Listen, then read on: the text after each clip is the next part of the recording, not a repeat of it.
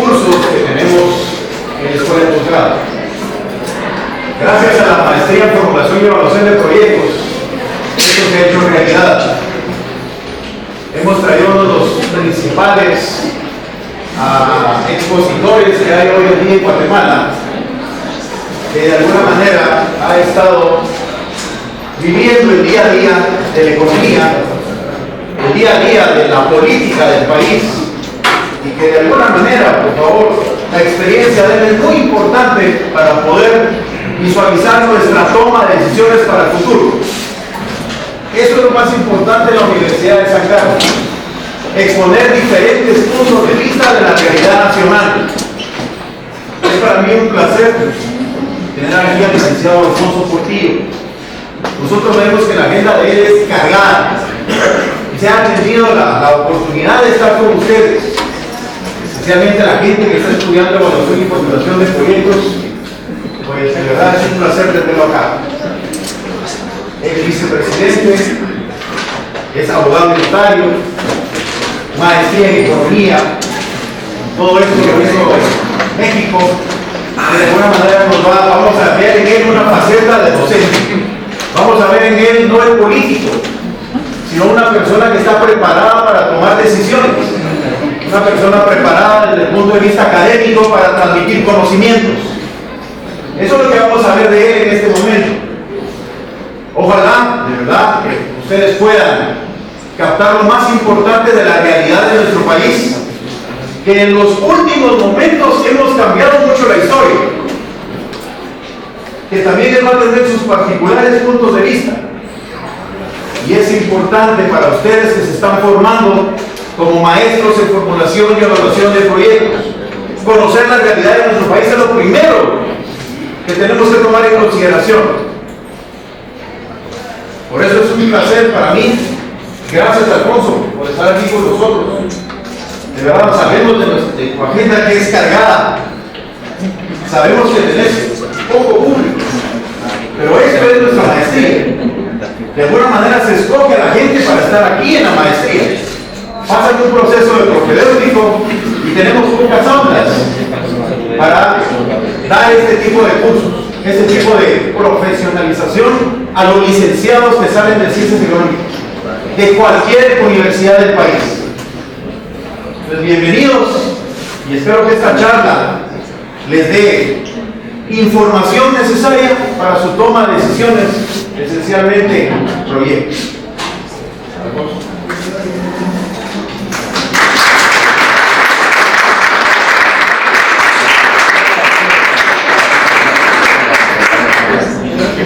Yo tengo una voz, muy peculiar, pero sí me voy a atrás, porque me incomodo más con el micrófono y de repente termino dando contigo.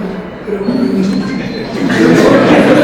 hablar así con José Ramón, con mayor confianza, con mayor soltura.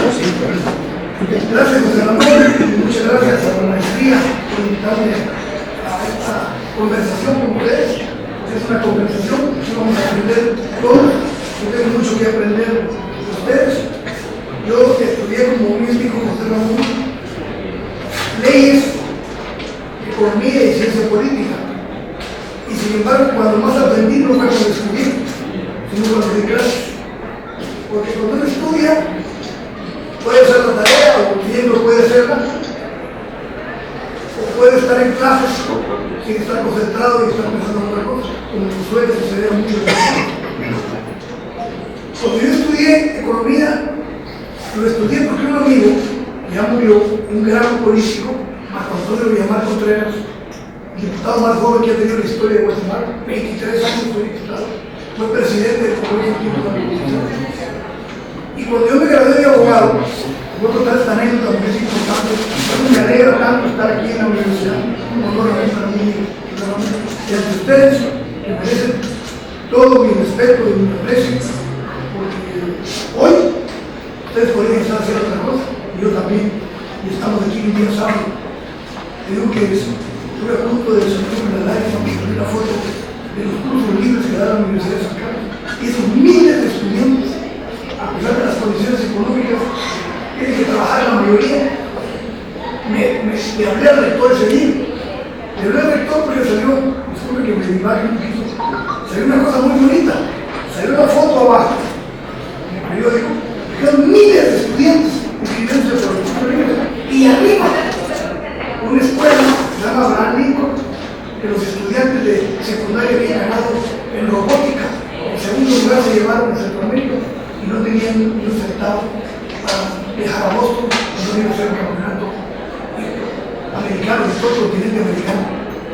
Entonces le dije al rector, sigo yo, como bien, yo le dije, hermano, le dije, no habrá unos centavos ahí, mirá, los estudiantes no tienen, están haciendo rifas, están haciendo comidas, proyectos para conseguir los boletos. Se llevaron el segundo lugar en Centroamérica, en robótica, estudiantes de una escuela pública. Entonces, por eso me alegra tanto estar aquí, voy a hablar yo, como he hablado siempre, con toda libertad, no todo lo que diga yo es cierto. Y es una cosa, ni tengo la razón en todo, puedo tener mi verdad, puedo estar equivocado, pero para eso estamos aquí, para que discutamos con toda libertad. Y por eso me alegra tanto estar aquí en la primera clase, es una clase que comparto con ustedes, y de una vez te digo, cuantas veces me invitan, yo vengo porque mi origen es de maestro, ¿no? Antes de meterme en la política, hace 15 años maestro universitario, y disfruté mucho la cátedra, y le agradezco mucho a la cátedra, porque es cuando más aprendí. Y hace unos días, un sobrino que vive en el extranjero me acaba de regalar un video que si lo pueden ver, me encantaría que lo vieran. Y si no, hacemos una proyección aquí y comentamos el video. Porque a mí me gusta el cine, y hay mucho cine, yo creo con economía, con política, con historia, con ideología. Podemos hacer un cine club de temas económicos, hay tanto cine. Entonces, fíjense ustedes que hoy está toda la información del mundo metida en una caja. Cada vez estamos más. Miren qué contradicción. Hoy tenemos mayor tecnología, pero cuando nos preguntan los tenemos que buscar la paradigma. Tiene las contradicciones de la tecnología. Entonces, mi sobrino me regaló un video que se llama Desigualdad para Todos. El título está en inglés, pero tiene subtítulos en español. Y me impresionó profundamente, que me gustaría, si quieren ponemos fecha de una vez, para un sábado, y le vemos la película aquí y le comentamos. La película se trata de un hombre que mide 1,48. Él tuvo un problema al nacer, se llama Robert Rey. Y feliz, ¿sabe? Hablando y dice un carro exactamente para una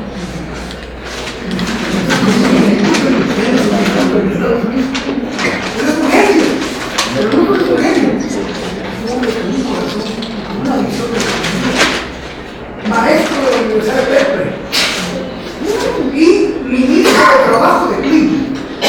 Entonces él sale y enseña a sus alumnos. Miren, aquí está la lista de los años, la relación de los años, el monto que pagaba el pueblo norteamericano en impuestos durante todos los años. 50 años, medio siglo. Y aquí está Isaac Rojas.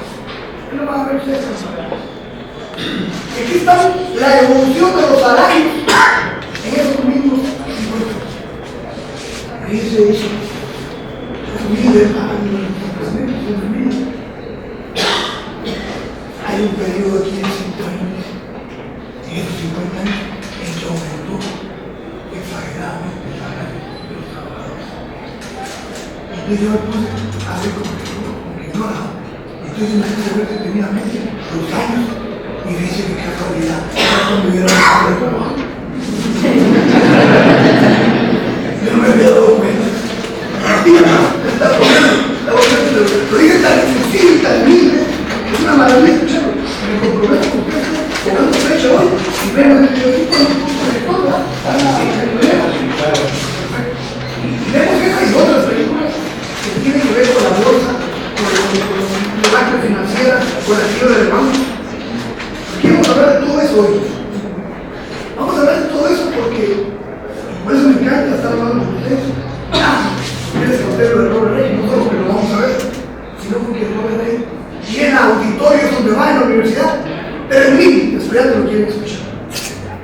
Y dice, Yo podría estar ahorita en un estado mucho más perfecto, pero no, estoy aquí porque ustedes valen. Pero yo repito, estoy aquí de sábado por ustedes valen. Ustedes son el futuro del país. Y hay que trabajar, y hay que estudiar, y hay que hablar mucho. Yo, sinceramente, les voy a decir, miren lo que he vivido, me ha pasado de todo, y sigue de todo. ¿Y qué me iba a imaginar que iba a regresar de la forma que regresé? Pensé que me iba a regresar a estar comiendo una cerveza todos los días de ese campo.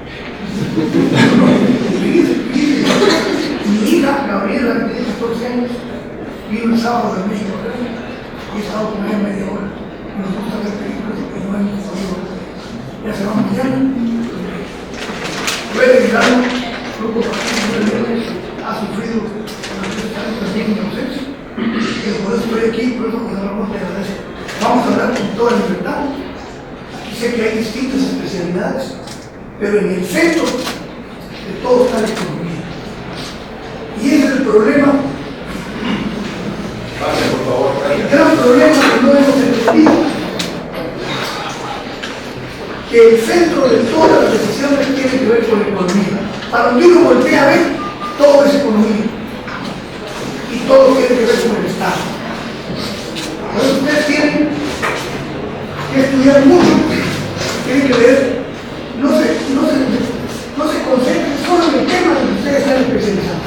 Lean de todo, ustedes Ramón dijo, lean de todo y de todas las corrientes. Porque les voy a decir el problema que tenemos todos.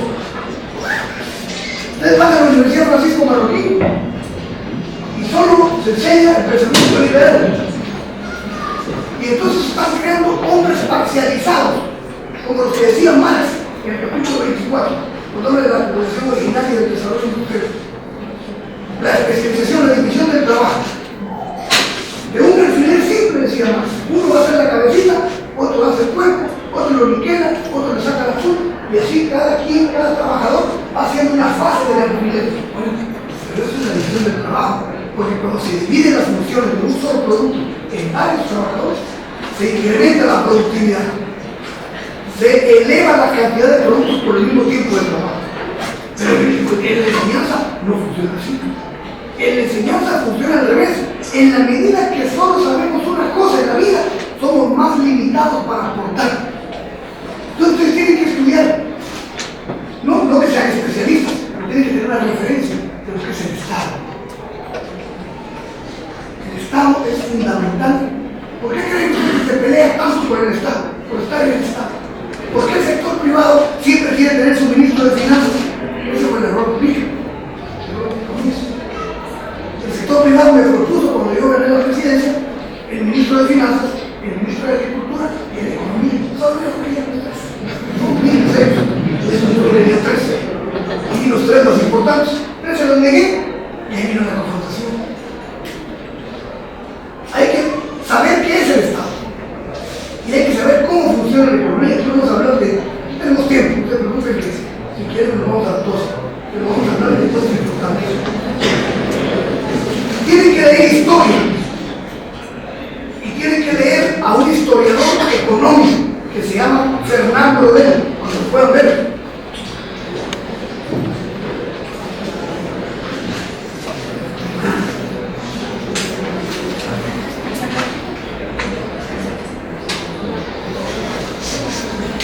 Fernand Braudel, no necesitan comprar libros. Fernand Braudel acaba de morir hace unos años. Es uno de los mejores historiadores económicos. ¿Sí? Es historiador, pero se concentra en la evolución económica de los países. Fernand Braudel, número uno. Número dos, tienen que leer. Esto es obligatorio, casi.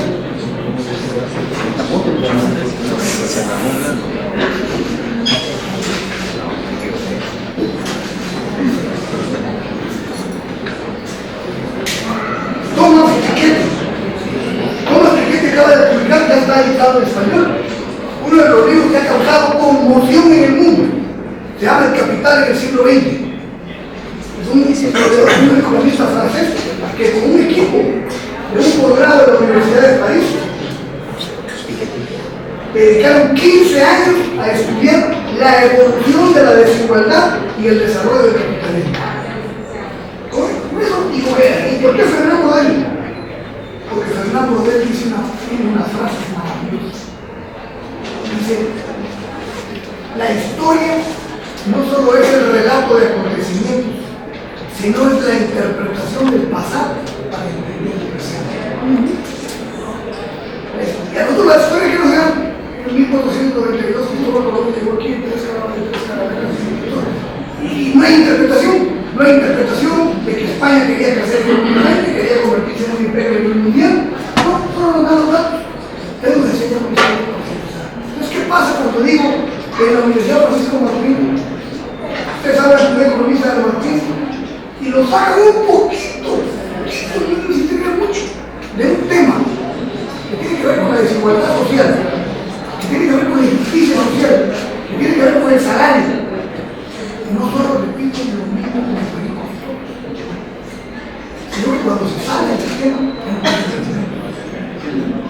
y cuando muy bien puedo agarrar un artículo sobre el salario y no le pongo nombre, hago el artículo del salario con base en el pensamiento social y le puedo poner cualquier nombre de los escritores que están en los medios de comunicación porque piensan igualito. Y el ser humano no es igualito. Los seres humanos tenemos libre albedrío, tenemos un pensamiento propio, tenemos un carácter propio y tenemos una visión propia del mundo. Pero ¿qué pasa en la Universidad de Santiago? No hablemos sobre el Martín, lo mismo. Muchos maestros aquí solo quieren enseñar Marx y resulta que yo fui víctima de eso, ahorita les voy a contar la anécdota.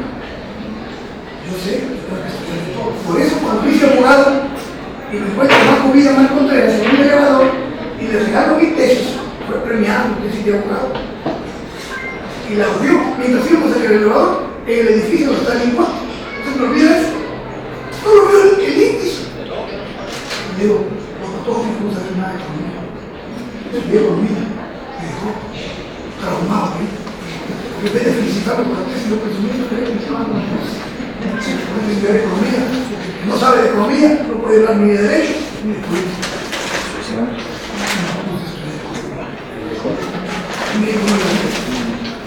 ¿Saben por qué no me gradué? Terminé toda la maestría y empecé el doctorado. ¿Por qué no pude continuar? ¿Por qué no me gradué de doctor en economía? No sabía. Yo no me necesité para encarcelar, ¿no?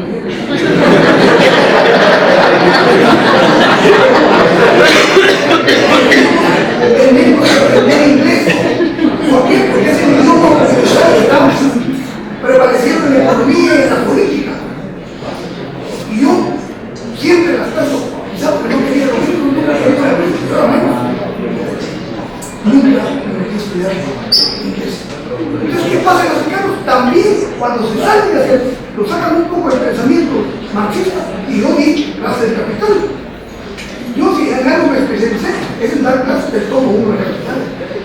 Pero el pensamiento es muy amplio, muy grande. Tenemos que leer a todos los pensadores, así como tenemos que leer a Adam Smith, a Robert Marcus, a John Stuart Mill, a David Ricardo, a Kessler, a todos los clásicos, Marx. Hay que leer también todos los liberales, hay que leer a Friedman, hay que leer a von Mises, hay que leer a Hayek, hay que leer a Keynes. Fíjense ustedes, ¿saben cuál es la mayor tragedia de la Universidad Francisco Marroquín?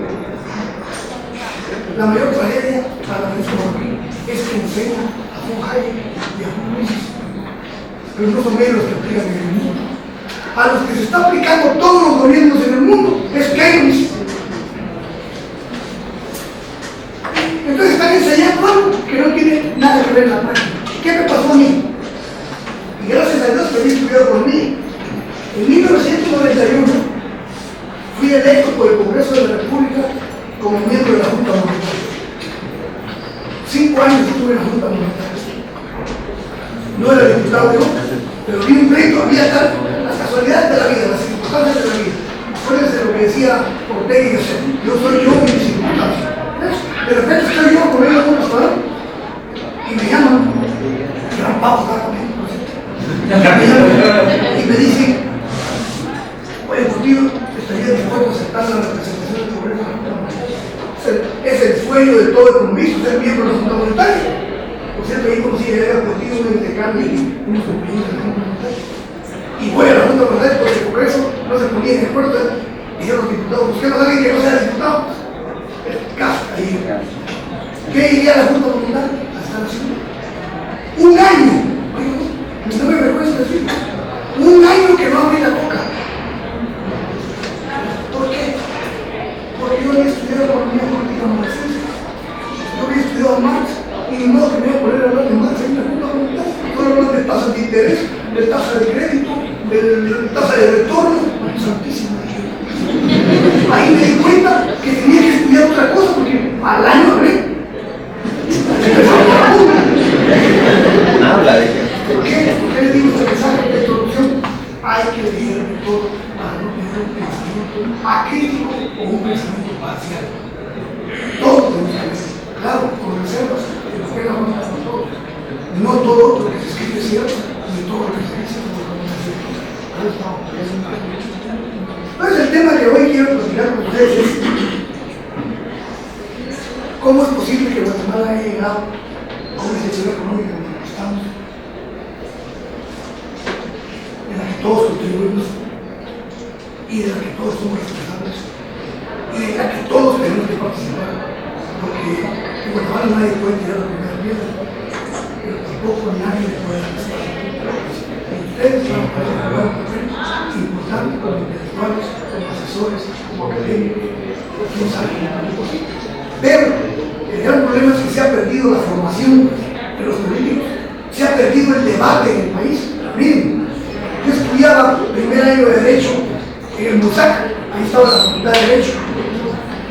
¿Y saben qué hacían mis maestros? Entre ellos el doctor Mijanos, que mataron lamentablemente, Mario López Lagarde, los grandes maestros, nos llevaban al Congreso, porque oír el Congreso era estar en una clase. Oigan lo que estoy diciendo. Oír los debates en el Congreso era asistir a una cátedra impresionante. ¿No te acordás? Era increíble. León, vaya por el Congreso.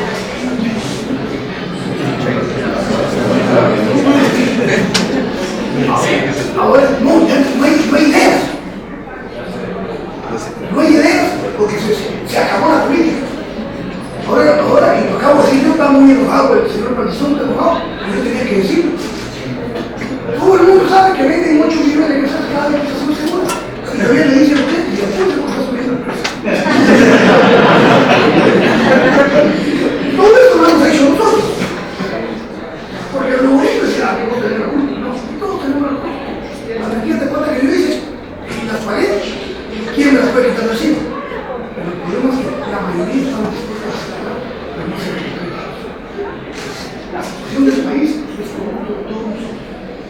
¿Cómo es posible que antes, el Banco de Guatemala, en la Constitución,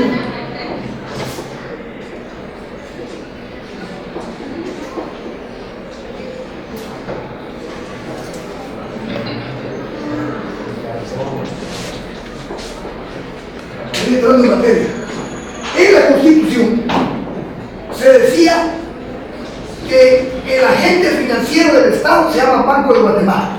Fíjense, qué interesante. Y por lo tanto, en la Constitución estaba establecido que el Banco de Guatemala, al ser agente financiero del Estado, le podía prestar dinero al Estado cuando el Estado tuviera dificultades. Eso se llama crédito del sector público. Pero ¿cuál es el problema? El problema era que los gobiernos siempre tenían problemas. Y entonces, el Banco de Guatemala, ahí vamos a poner impuestos, se viene con la cara chica, así de piso, el crédito del sector público. ¿Qué pasaba con ese dinero del Banco de Guatemala? Ese dinero del Banco de Guatemala es inorgánico, porque no viene de la producción, viene de un banco. ¿Quién se me entiende eso? Si yo compro una cosa, si yo vendo una cosa, o produzco una cosa, al venderla, ese dinero se quedó en la producción, pero este dinero no, es dinero que está paralizado. Entonces, al salir a la circulación, crea inflación. Porque en vez de haber un billete hay dos, y como la producción sigue igual, lo que se incrementa es el precio. Si tuviéramos 2 quetzales y de producción 2 cocos, pues también un coco quetzal. Pero salen 4 quetzales, digo, 2 cocos igual, 2 quetzales cada coco. Entonces, el planteamiento era correcto.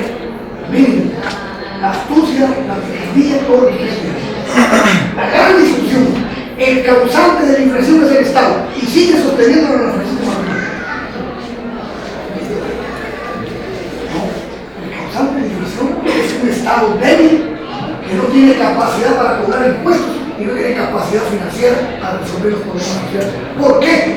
Porque el Estado está capturado, el Estado fallido, dicen ahora, por decir que no sirve, bonito, suena bonito, no sirve el Estado. Entonces, ¿qué hicimos todos? Otra vez, no estoy señalando, yo soy responsable, porque hice esta campaña por eso. Quitemos el crédito del sector público y entonces ahora se llama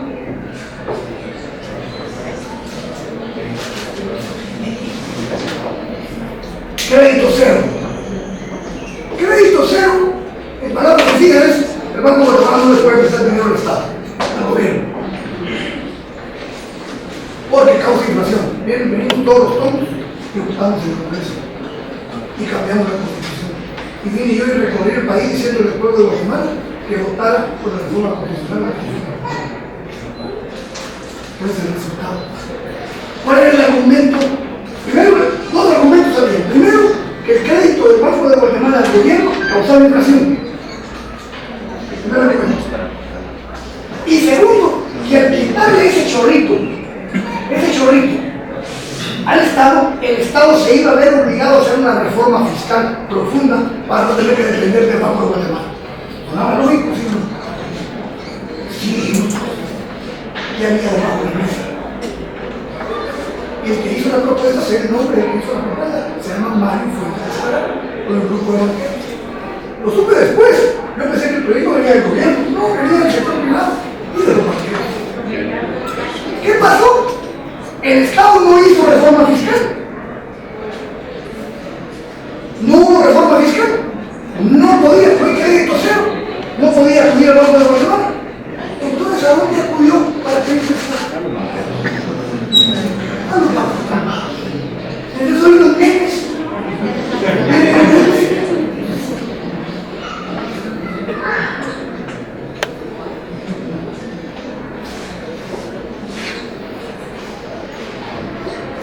Oigan esto.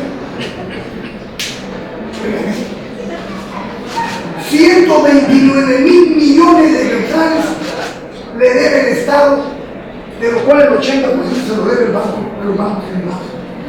¿Para qué van a prestar los bancos privados? Están echados en la banca. Si el Estado les paga anualmente 8.000 millones de quetzales. Ese negocio no se debería perder ni a Adam Smith. Que todos. Esa es la deuda ahora. ¿Cuánto tiene que pagar el Estado? ¿Cómo va a resolver ese problema financiero? Entonces ahorita están con la camisa levantada porque vine yo en la primera conferencia y dije, hay que reformar eso. Una de las reformas constitucionales es quitar ese crédito cero. No para volver a la maquinita, como antes, no para volver a que el Banco de Guatemala le dé chorro de agua al gobierno, sino que el Estado se vea obligado a hacer una reforma fiscal. ¿Cuál es una de las grandes críticas del gobierno? Que aumenté el IVA, que aumenté el impuesto sobre la renta. ¿Verdad? Pero es la única vez que dice que por el rey, miren, los únicos años en que subió la tasa tributaria, pensaba que la tasa tributaria es la relación entre los impuestos que recauda el Estado y la producción nacional. La relación de impuestos-PIB. El único año, los últimos 2 años, le subió al 12% de esa tasa. Todo lo que me dio. Y eso lo dice. Porque la pregunta es, a pesar de que el contigo metió las patas en cualquier delito, ¿por qué la gente no se dio? Ayer, los defensas líderes son mis enemigos toda la vida. Tengo que reconocer que el 75% de la gente de mi gobierno. ¿Cómo es posible eso?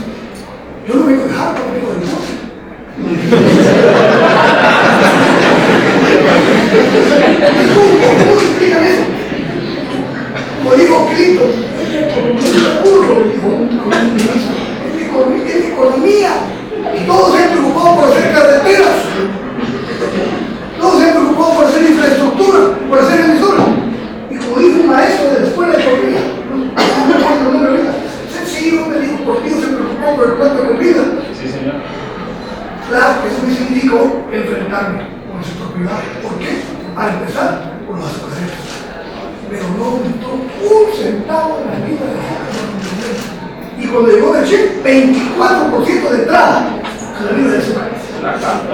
Lo pueden consultar ustedes en el Instituto Nacional de Estadística y en el Ministerio de Economía. ¿No? ¿Cómo van a querer bajar eso? Y propuse una ley en que no se podía cobrar más del 30% anual en las tasas de interés de las tarjetas de crédito. Y lo aprobó el Congreso, y contra todo el mundo, y nos hicieron una campaña espantosa, porque llegan a cobrar hasta 80 y 90%, y la gente vive endeudada de por vida. Y no solo eso, humillan a toda la gente, hay empresas encargadas de humillar a los que tienen deudas con tarjetas de crédito. ¿Y qué hizo la Corte de Constitucionalidad? ¿Qué hizo la Corte de Constitucionalidad? Que era inconstitucional esa ley, que ponía todo, que iba en contra de Dios, que era no el libre mercado estaba haciendo yo.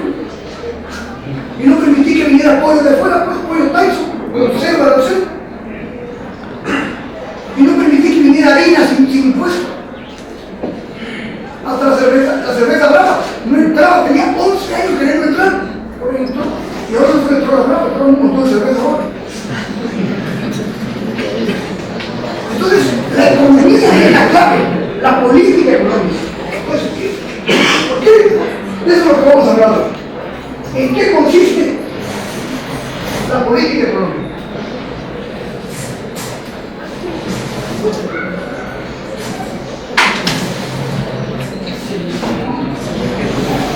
Si el Estado no hace una reforma fiscal, y es lo que le tiene miedo, pero hay que hacer una reforma fiscal, porque si no, esto va a seguir creciendo. Entonces, ¿qué va a pasar? Que el Estado dentro de 5 años solo va a funcionar para pagar la deuda.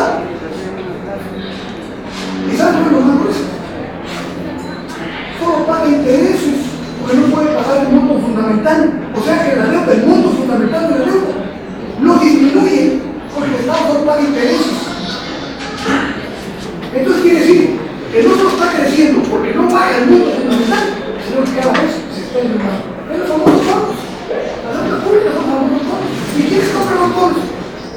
Los que tienen el dinero. ¿Y quiénes son los que tienen el dinero? Los que no pagan impuestos. Entonces, no pago impuestos, pero te presto. Qué bonito. Porque ¿de dónde son? ¿Cuáles son los ingresos del Estado?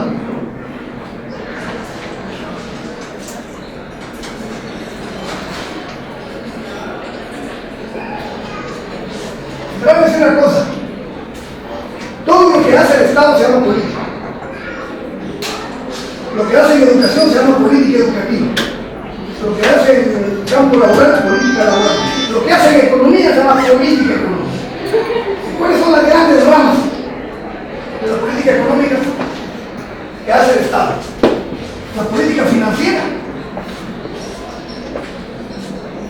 la política fiscal, la política comercial.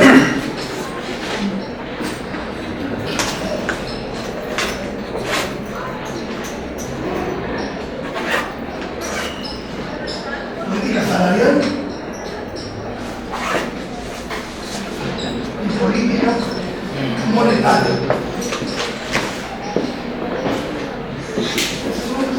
Eso es lo que constituye, lo que hace el Estado de economía, es la política económica.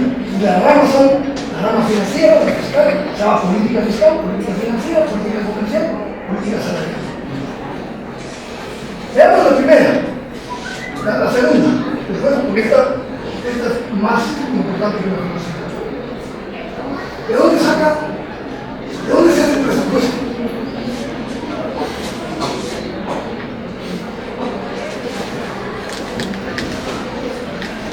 Número uno,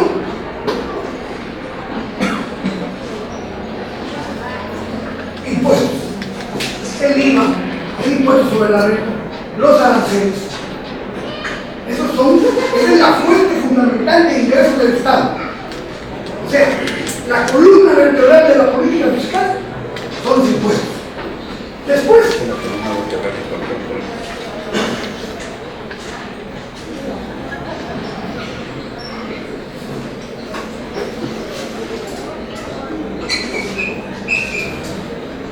tarifas públicas. Antes, cuando el Estado era dueño de la empresa eléctrica, y no solo generaba, sino que distribuía la energía,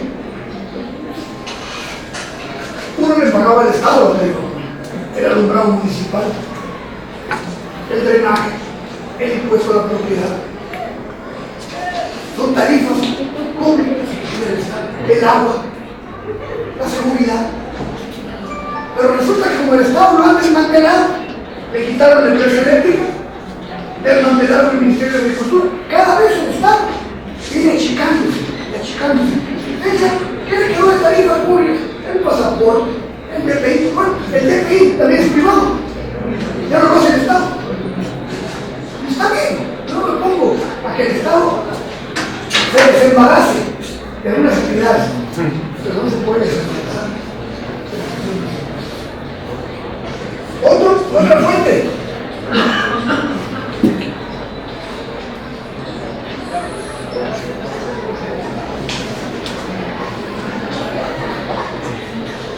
Inversión pública. Fíjense ustedes, la inversión que hace el Estado se llama inversión pública porque se supone que la inversión va a beneficio a todo el mundo, no solo a un sector. Otra cosa es la inversión privada. Pero la inversión pública va directamente a la población. Bueno, pues resulta que esta inversión pública se hace en donde están las grandes fincas. Otro enojo conmigo. Una gran confrontación, porque dije, señores, para empezar, hoy las carreteras no se van a hacer ni en Escucha, ni en Santa Rosa, ni en Zacapa. Se van a hacer en Quiché, en Puerto Rico, en hacer ese Estado abandonado. La inversión pública también tiene que ver con la política y con el poder. Quien tiene el manejo del Estado, maneja la inversión pública. Entonces, lo grueso. ¿Cuál es la otra fuente del Estado?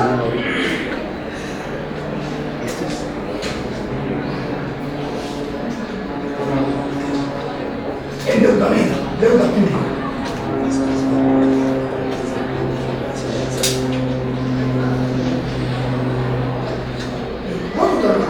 No creo que es privativo de esa. En el mundo el gran debate es que el Estado en algunos países está achicando y va a crear problemas serios, y en otros está creciendo. Pero el problema sigue presente. Porque tiene que tener claridad de esto.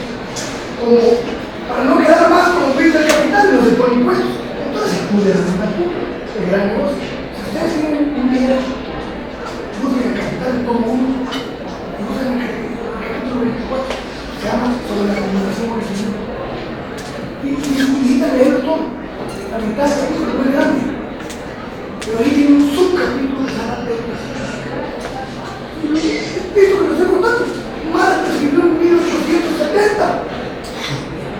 La deuda pública es el gran negocio sin producir dinero que produce dinero.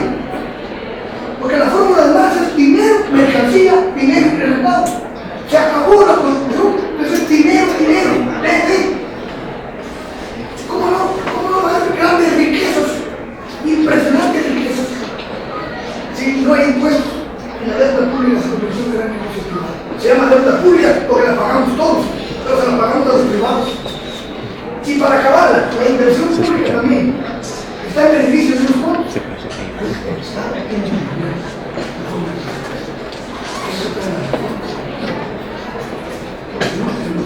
Fíjense ustedes que Robert Reich, el ministro de Trabajo de California, vamos a ver si estoy emocionado. Dice,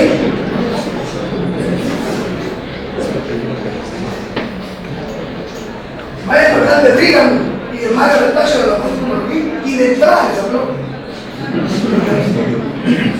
De entrada les habló. Nadie analiza los números de Reagan acá. Cuando Reagan llegó, era sin pago de impuestos. Era 58%. Y se vino para abajo de la línea. Pim. Y hoy,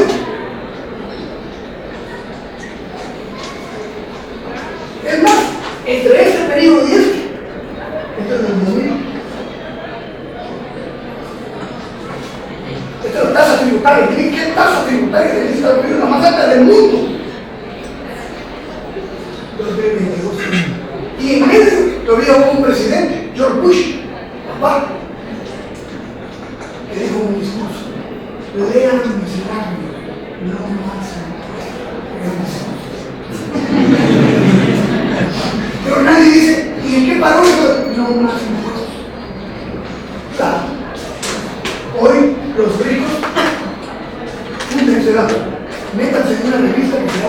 el malpensante.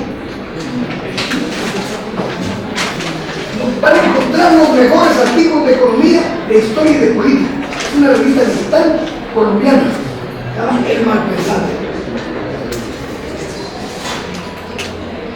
Y ahí me encontré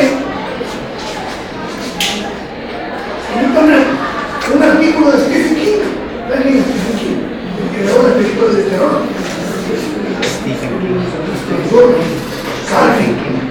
No hay tipo que haga películas más de terror que él.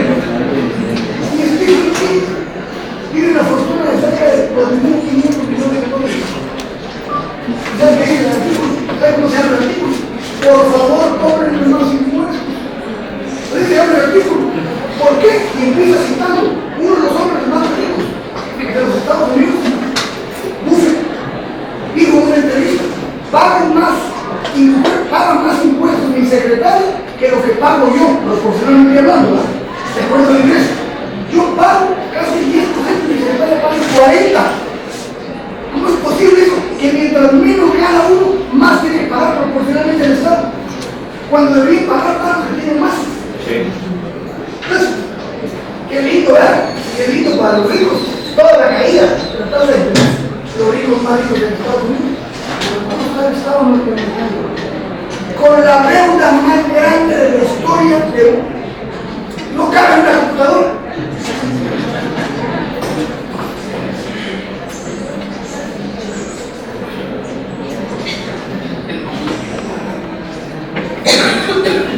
$17 trillones.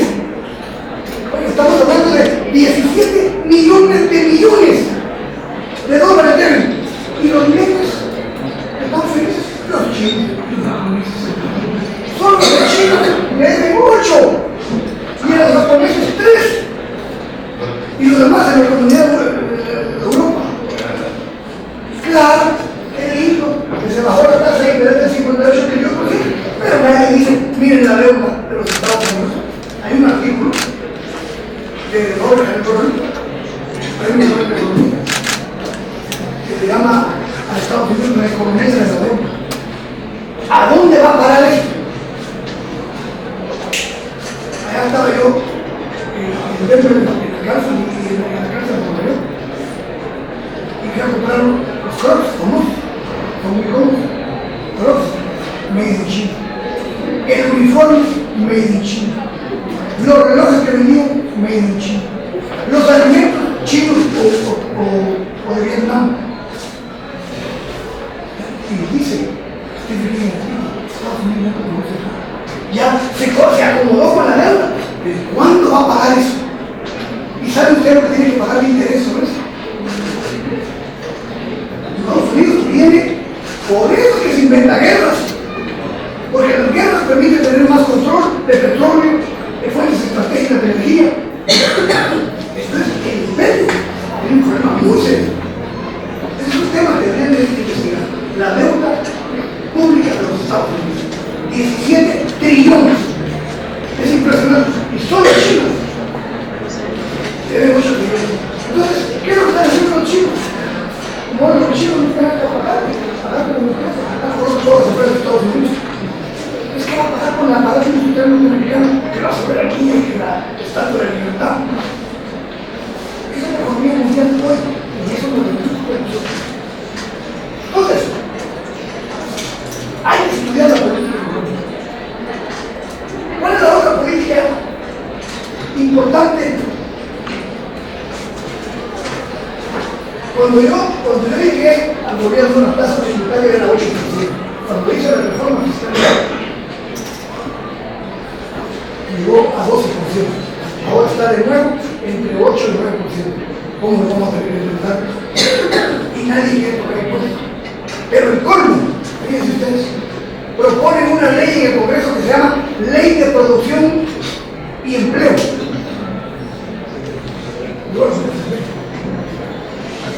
Ley de producción. Qué ley más linda. Hay que tener salarios diferenciados de acuerdo a la región y no pagar impuestos a las empresas a crecer. Es caro. Y todavía el otro atarantado Estado le puso ley maldición, porque es una maravilla. Esas dos cosas. Las empresas no van a pagar impuestos durante 10 años para generar más empleo y van a haber salarios diferenciados. Suficientemente diferenciados están. ¿Quién lo presentó? El señor Sergio de la Torre. ¿Quién es el señor Sergio de la Torre? El ministro de Economía y Trabajo para los Unidos.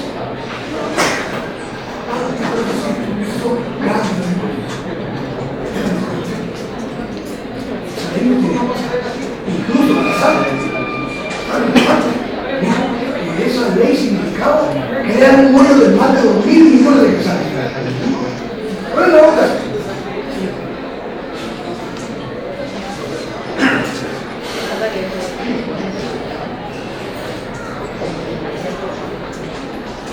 Política comercial. ¿Qué es lo que necesitamos en las reformas del país? Cambiar el sistema monopólico y oligopólico que es lo que más. Sigue concentrado la cadena capital en 24 familias. Yo me acuerdo cuando negociaba, yo tuve que negociar de entrada con los azucareros, con los banqueros, con las tarjetas de crédito, con los generadores de energía para poner la tarifa social.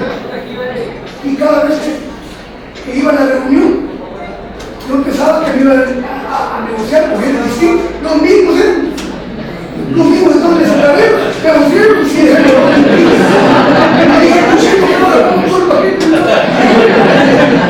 No, vamos a eso no decía. Política comercial. ¿Qué es lo fundamental? Precios.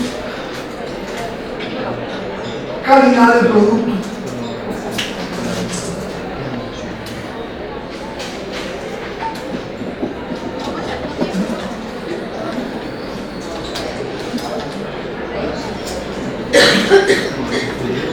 Y comercio exterior. No sé si ustedes están muy jóvenes. Cuando yo gané la segunda vuelta, cuando gané la primera vuelta, y no tengo por qué, es la verdad. ¿Saben una cosa? Es que dan todo por razón. Vamos a hacer tu más dinero. A veces no tenemos tanta libertad, ¿no?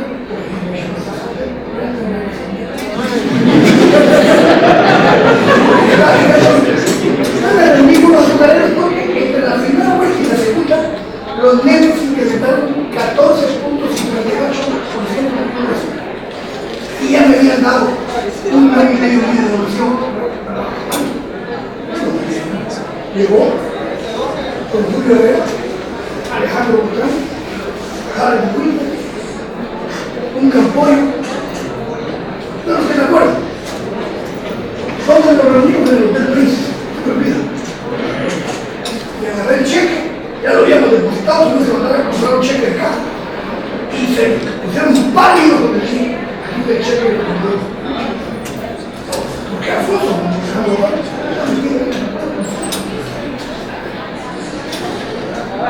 nunca me dijeron a mí que iban a aumentar el precio del azúcar. Es una realidad lo que estoy contando. Y lo que no está. Dice, los costos no aguantan.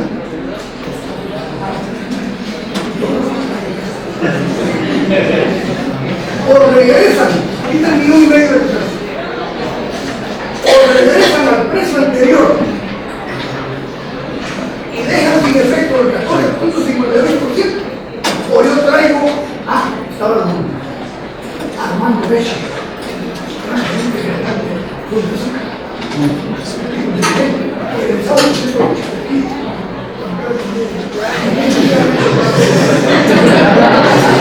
Estaba Armando Becha, que me acuerdo que fue el primero que se sonrió, porque vine yo de Pantalón así de comunidad. Si no regresan el precio del azúcar, no era mi presidente. Voy a traer azúcar de Venezuela, de México y de Cuba. Está bien, señora. Voy a traerle.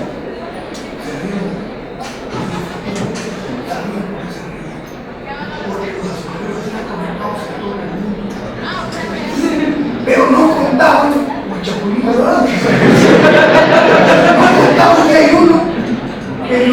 conocido con todos los azucareros del mundo, que se llama Fidel Castro. Y vengo yo, hablo con Hugo Chávez y me dice, "Muchacho, azúcar, te invado de azúcar al país". Yo dije, no puedo, porque los dirigentes eran privados. Y dijeron, no, porque ya habían hablado, los testigos no dijeron nada. Y Ernesto Cedillo me dijo, azúcar, no hombre, no te preocupes, hermano. Tampoco, porque los azucareros te dijeron que no, porque ya habían hablado de aquí. Y a ver, confídense. Y mañana salió el barco. ¿Y qué pasó aquí en Puerto Marcos cuando llegó el barco? ¿No se acuerdan de eso? Llegó el barco lleno de azúcar y un juez metió preso al capitán del barco y dejó sin paralizado el desembarco del azúcar. Un juez que le dieron 2 millones de pesos. ¿Se dan cuenta los ciudadanos que no tienen el poder? Y yo fue la única vez que la Constitución investiguen si no se desconocen después. Finalmente el azúcar se desembarcó. Nunca en la historia puede haber. La industria azucarera tiene más de 100 años y nunca ningún presidente se había atrevido a importar un gramo de azúcar. Cuando vieron el primer barco de azúcar, bajaron el precio al anterior precio. Entonces yo me quedó muy tomado porque eso ya estaba haciendo cuentas con su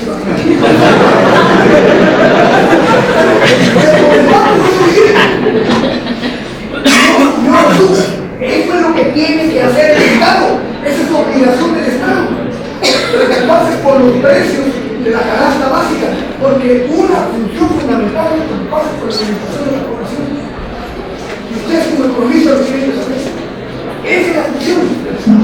No tenemos precios, porque ya pasó la época del Estado necesario. Pero sí, preocuparse por eso. Y lo mismo tuvo el problema con los demás. Miren, ¿por qué hay tanto recuerdo en el campo? El fertilizante.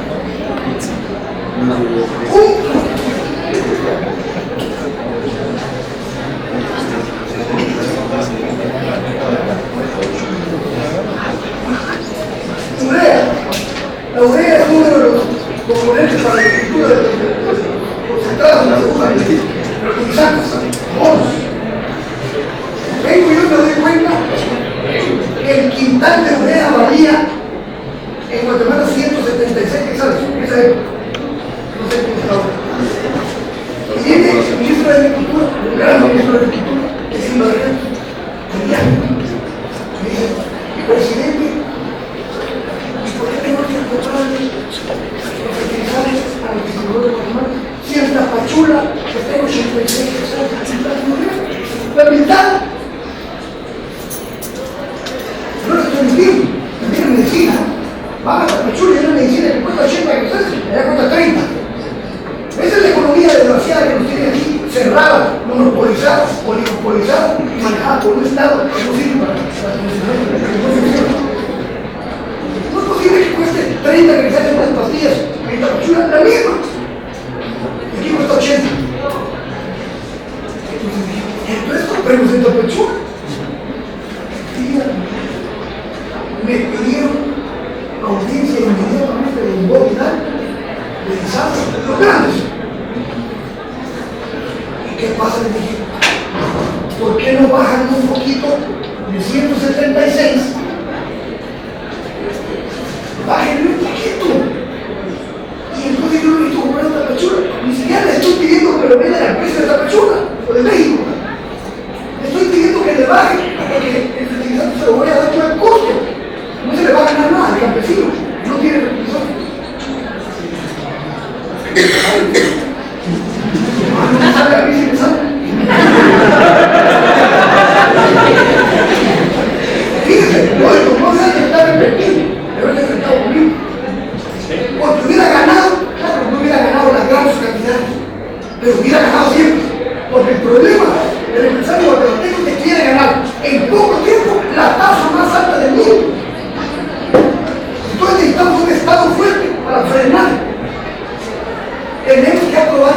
la ley de competencia que está encabezada 18 años en el Congreso.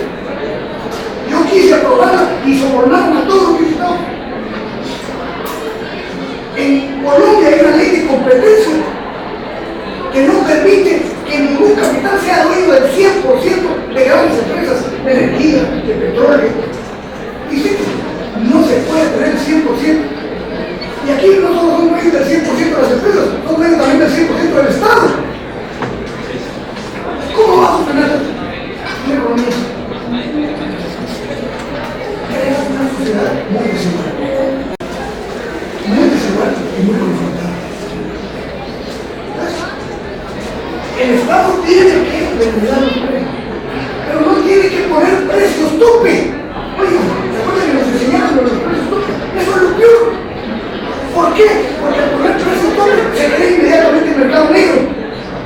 Si ustedes ponen un tipo de cambio fijo, sale el mercado negro, lo que pasó en Venezuela. ¿Qué ha pasado? En las economías que el Estado quiere controlar el tipo de cambio, hay que dejarlo libre porque es la competencia. ¿Qué pasó en México? El señor Slim, el hombre más rico del mundo, cerca de 100.000 millones de dólares de fortuna. Ese fue el único producto del gobierno saliente, que era el hombre más rico del mundo. El dueño nada menos que era Telefónica. ¿Cuál fue el problema? El problema no es que el Estado le haya vendido Telefónica a Slim. El problema es que le vendió el 100%. ¿Por qué no digo, señores, los que participan en esta subasta de la empresa telefónica pueden tener 30 o 35% máximo? Ah, no, el 100% a una sola persona. Lo mismo que pasó con Guatemala. A una sola persona. Cualquier lo que pasa en el mercado, cuando hay un dominador, él pone el precio, él maneja las tarifas, él maneja la circulación y la distribución de los productos. La ley de competencia, no vamos a decir una entrevista. Sé que no le gustó mucho, que se llama un poquito otra vez porque se llama competencia. Es que no queda otra. Si ponemos precios topes, hay especulación. Pero si permitimos que pase en un pueblo, cuando una tienda en 5 tiendas del pueblo vende un mismo producto, uno ya sabe dónde es más barato y ahí va a comprar. Y mire, somos tan cerrados en Guatemala y le tenemos miedo a la competencia. Y yo me acuerdo de una historia que ustedes no lo van a creer. La mayoría conocen Longarone. Bueno, pues Longarone fue fundado a finales de los años 60. Y yo respeto mucho a la familia Estrada, porque son muy trabajadores. Pero ¿cómo creció Longarone? Por una concesión del Estado. El ejército, el equipo de ingenieros del ejército hacía postres. Y vieron un Bruno, entonces terreno, ¿qué pudo decir? Pudo decir, ahí hasta los árboles, de los árboles. Y hicieron 2 cursos, sin motivo. El cuerpo de ingenieros del ejército le hicieron 2 cursos. Y los ganaron sacó un oasis. Solo estaban los carones, no todo lo que hay ahora. Me parece que fuéramos caminando a la sexta avenida, desde Crispán hasta León. Solo estaban los carones. Y no se me olvida que yo estaba comiendo con él en el y don Bruno llegó bien bravo a sentarse a la mesa. Un hombre muy bravo, con el chombo bravo. ¿Qué te pasa, Bruno? Le digo. No se puede. No se puede hacer nada en esa capa así que oye mucho la gente. Me van a poner otro restaurante que hicieron ahí enfrente, pues. Y ahora se llama Santa Cruz. Uno heredó y compró el terreno y compró Santa Cruz. Bravo, porque estaba poniendo competencia, como que solo él tenía derecho. Pues mire lo que es la historia.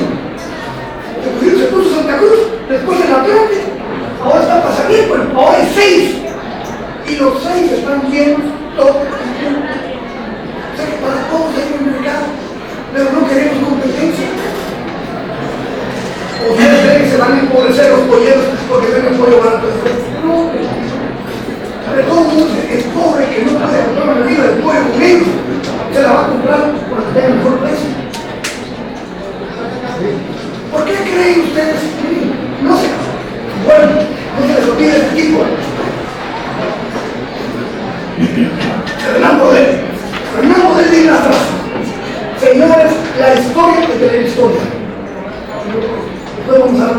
soy economista.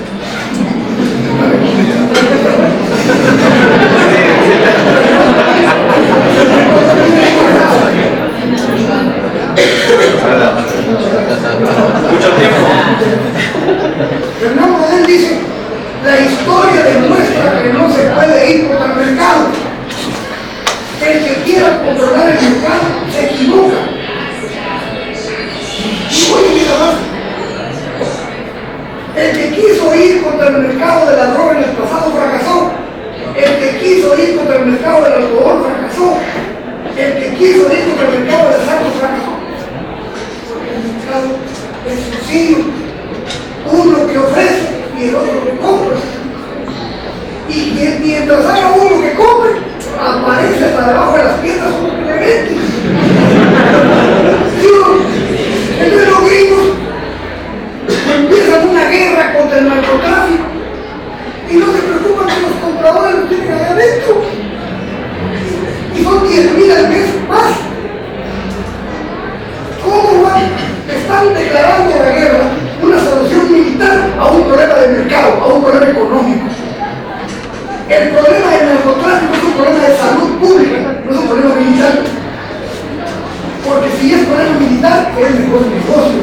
Porque entonces el narcotraficante dice, opa, hoy me va a costar más llevarlo cuando tú los controles y te vas a subir el precio. Mejor negocio es. Es el mercado.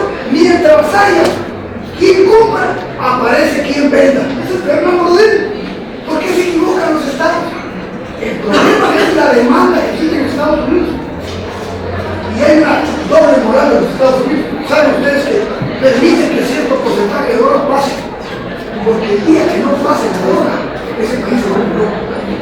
El día que puedan cerrar toda la entrada de la droga, se vuelven locos. Y ahora el problema no es tanto la droga que viene de Colombia y del Sur. El problema es que ahora químicamente se hacen drogas que destruyen más y son más baratas. ¿Y cómo lo van a parar? No se puede ir contra el mercado. El gobierno que quiera controlar el mercado, pero tenemos que hacer que participen muchos en el mercado, porque el beneficiado tiene que ser el consumidor. ¿Sí? Dice un economista norteamericano, no hay comida gratis. Sí dice esa frase, no hay comida gratis. Si yo puedo comprar en una tienda unos tenis que me cuestan $40, ¿por qué voy a ir a otra tienda donde me cuestan $120? Y miren, una cosa que ustedes quizás no han pensado es propaganda en el mundo espantosa, no de la piratería. ¿Han oído eso? No. Si miren, la señora me dio pena. Señora le dice, esa película yo se la voy a conseguir. Se habló de una película. Yo se la voy a conseguir, porque no pensé que lo voy a interpretar mal, porque yo soy amigo del Cookie. El Cookie me consigue todas las películas que no quieren ir a la mano. Yo no puedo ver la película, usted me sabe. ¿Por qué creen que existe el Cookie de todo el mundo? Son cookies. Porque el precio que ponen las distribuidoras de los CD, de los DVD, son exorbitantes. Y hay un mercado que necesita también ver sus peliculitas y no puede comprar esas. Entonces, las mismas empresas tienen la piratería. ¿O ustedes creen que están exentas de participar en una ganancia porque es más el consumo de piratería que el consumo legal? Ustedes creen que, no quiero piratería. Ellos manejan la piratería también porque es el mercado. ¿Por qué? Porque un hombre que compra 3 películas por 20 quetzales, ahí están los 20 quetzales. Y ese que compra 3 películas por 20 quetzales son millones. Y en cambio los que compran un DVD de 200 son cientos de miles. La ganancia está en la masa, no en la tasa. Sí, el video de 3 millones. Ay, ¿cómo le harán? Acaba de salir una máquina que ha salido la película.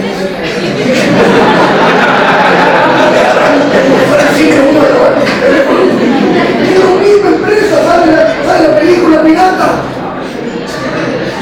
Y hay una empresa que ustedes llaman, si no los necesitan, no saben. ¿Por qué?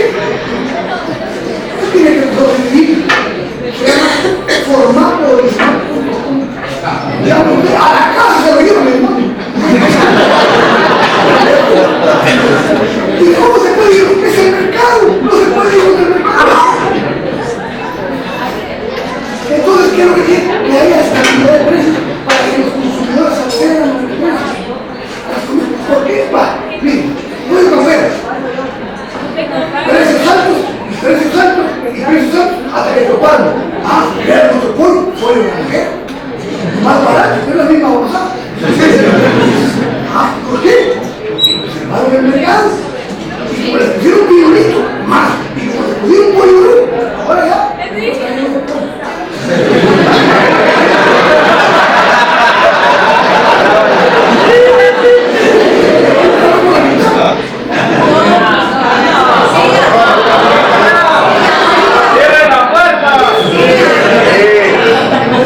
Nos encadenamos.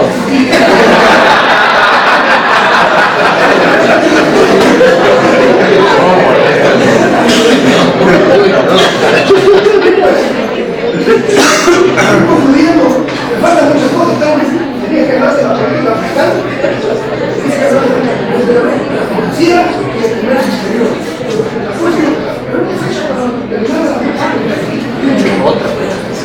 En 2014, una revista que usted tiene que leer, lamentablemente no la puedo leer. Se oye. ¿Sabe qué es la revista más prestigiosa de economía del mundo, editada en Londres?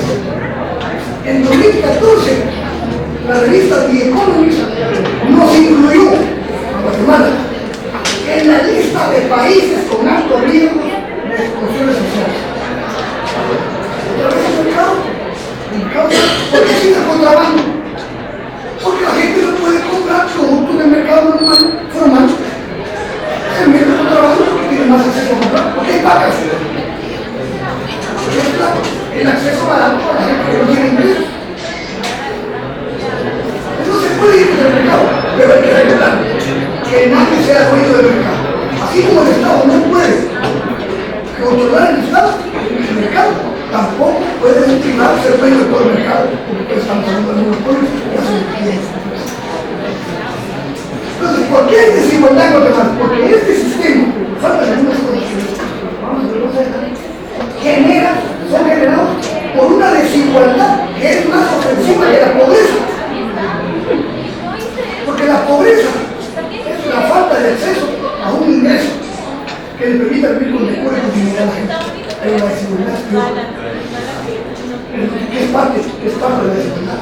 Porque la desigualdad se ve hasta en lo social, en lo político, en lo económico y en lo consumo. Fíjense ustedes. Primero, ¿cómo no va a haber desigualdad? Si seguimos teniendo el problema de la distribución de la propiedad. Una distribución de la propiedad ofensiva en el contexto de América Latina. Y que no me malinterpreten, que no estoy hablando de reforma agraria. Estoy hablando de que por repartir 185 fincas del Estado. Y desde que mi gobierno no se repartió más tierra. Por eso voy a las comunidades, cuando repartir tierra, la gente agradece que se repartió tierra. Hay desigualdad en Guatemala porque hay una distribución de la propiedad y el ingreso completamente desigual. Dos, hay desigualdad porque en las relaciones laborales el Estado no es regulador ni equilibrador. El Estado debe equilibrar la lucha entre el capital, entre los patrones y los trabajadores. No. El Ministerio de Trabajo en los tribunales siempre el Estado de capital. No hay un caso de huelga que se pueda ganar en Guatemala. Y menos una lucha salarial. Solo los trabajadores del Estado ganan lucha salarial.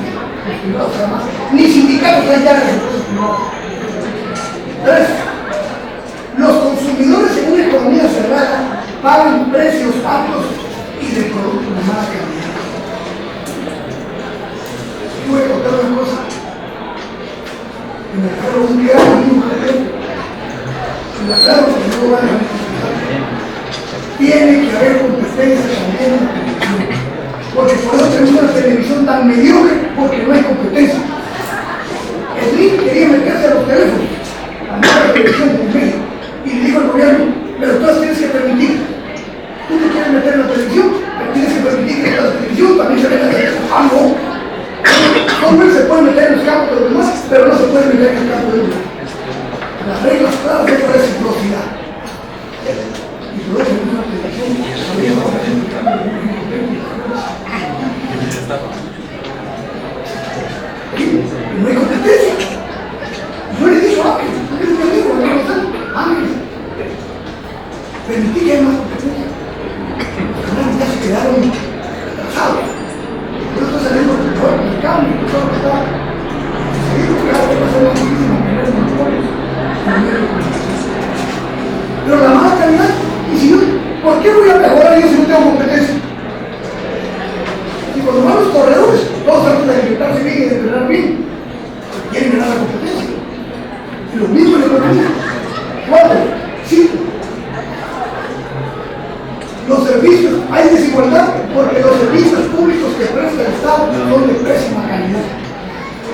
podido resolver el problema de eso.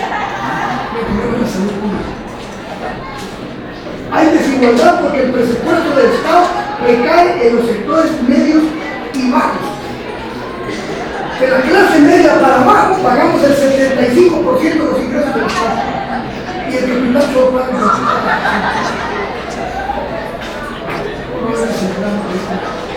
Y estos son los temas. Y ustedes, lo que me da tristeza es que cuando yo fui candidato no hablaba de esto. Y lo intenté resolver, resolví muchas quedaron por mí. Pero no hay el discurso de otro, no hay ninguna propuesta seria. Y estos son verdaderos problemas que nadie está viendo.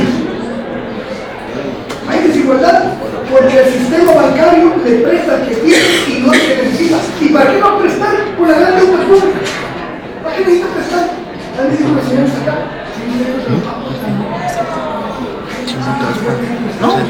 Mire, ¿cuál política hay para el Estado? Si tuviéramos de los que educaríamos, ¿quién tiene que tener piso por el piso? Me dijo un día al Banco Público de Madero. Mire, me puede prestar un centavito que es un negocio ordenado. Es el tema de discapacidad.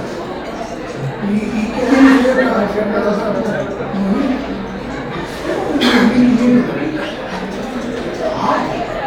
Puede estar firme. Yo lo llevo a los terrenos. Cuando llegó, hubo una cosa que hizo un gran negocio de Bolivia, creció, ¿verdad? Y llegó el rápido de Bolivia. Le vamos a guardar los servicios de mar. No te lo olvidamos. Sí, voy a guardar.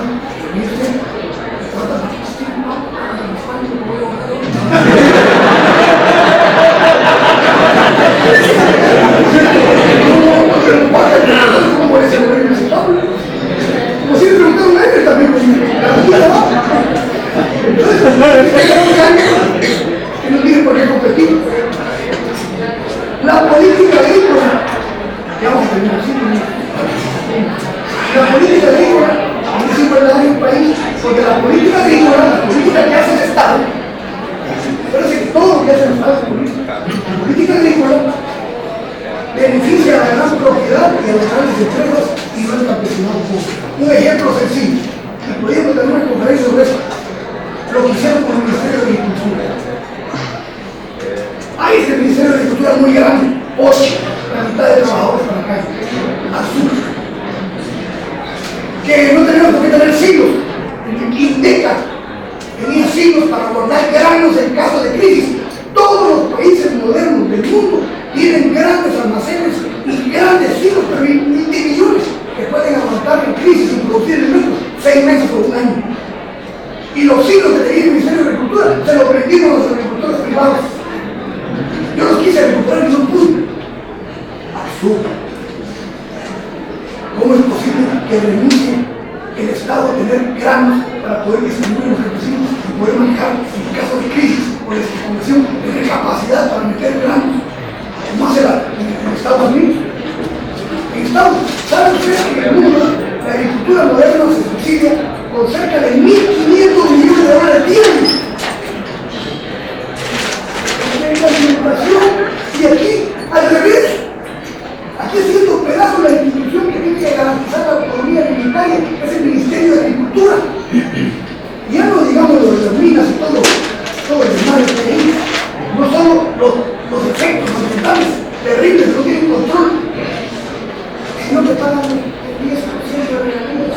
Y en la República Dominicana acaba de confirmar Danilo Medina, pagan el 50% de regalías. La misma empresa de la canadiense. Lo dije yo. ¿Por qué en Guatemala todos tan imperialistas de los intereses? ¿Quiénes hicieron esos negocios? El Ministerio de Agricultura. Entonces, ¿cómo vamos a tener una economía campesina cubana? Hay desigualdad porque la inversión pública se concentra en la economía moderna y relega las áreas deprimidas del país. Hay desigualdad porque la economía sigue invirtiendo en los privilegios y se margina las minorías. Una ley tiene que separar a todos. Esta ley de inversión y empleo no tiene la pobreza de pobreza, no es para las maquilas. Ya hay más de 1000 empresas de Guatemala que ya se registraron como maquila para tener el beneficio de la ley cuando salga vigente.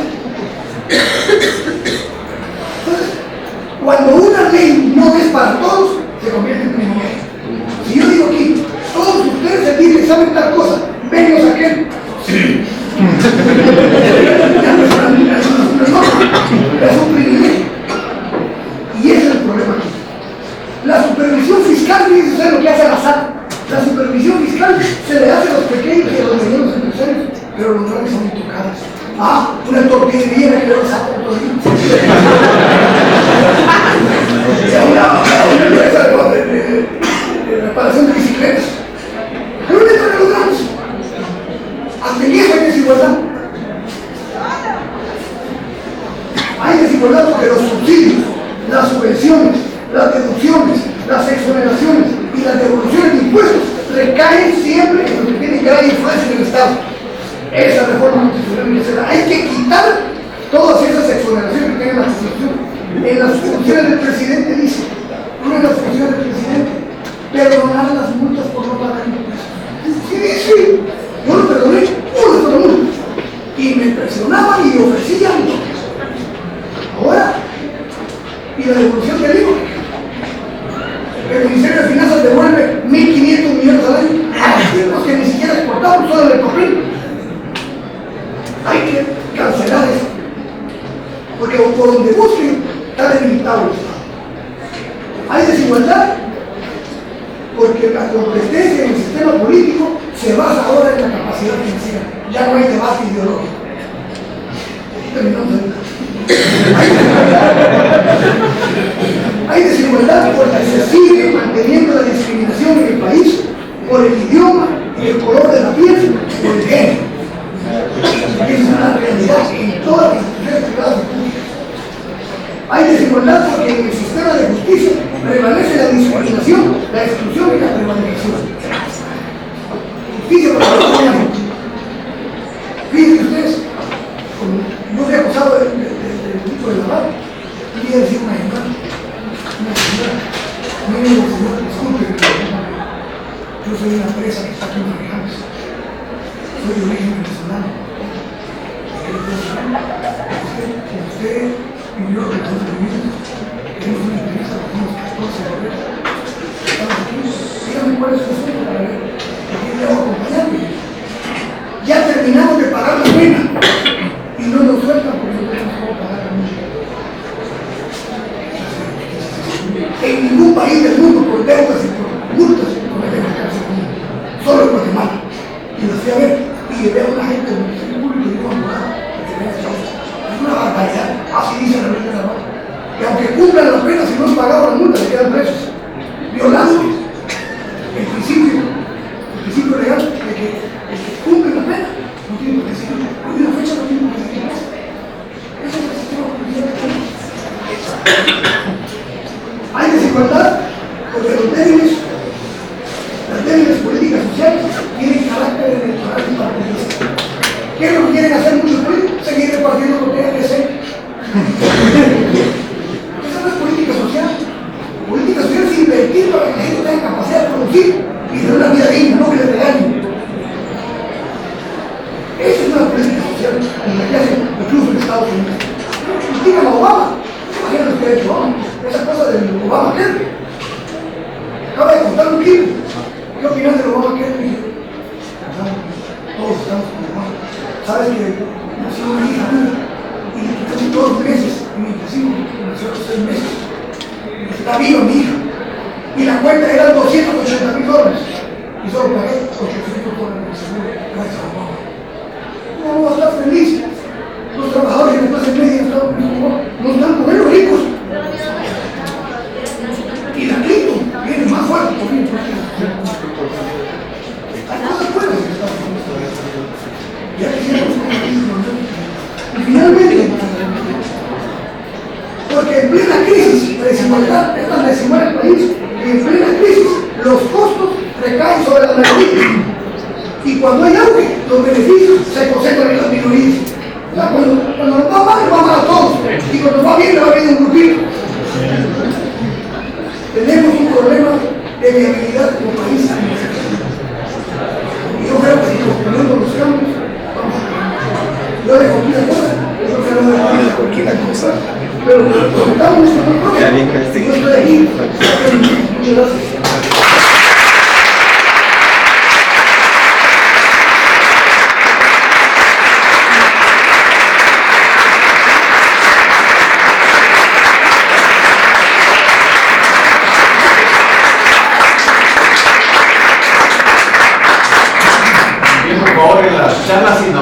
no se acostumbra a eso, pero tenemos 5 minutos para preguntas.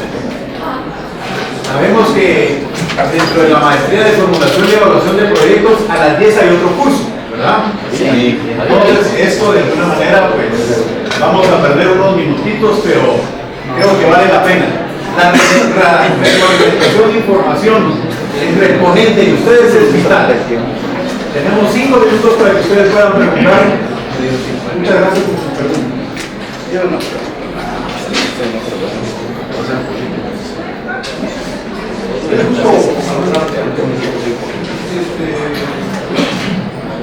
Hablaba de la ley de competencia. La ley de competencia la trabajamos en muchas oportunidades. Este sector también estuvo ayudando por ese lado. Y realmente nos dimos cuenta que era pelear contra todo ese monstruo económico. Porque todos podían obstáculos para tratar esa ley. Inclusive El Salvador logró ese balazón de existencia. Te pregunto, ¿qué podríamos hacer realmente para poder sacar esa norma? O sea, realmente esa hermanita de la ley de consumidores que tú sacases en el gobierno. Y este es el peor que apoyó. ¿Qué podríamos hacer para salir a eso? Lo primero es que tenemos que participar, aunque no nos guste el ambiente político que hay y el desprestigio, tenemos todos los políticos. Tenemos que meternos porque en la medida que nos metemos, ellos nos sacamos de ahí. Yo voy a decir algo que me da pena decirlo porque no quería sacar tema político.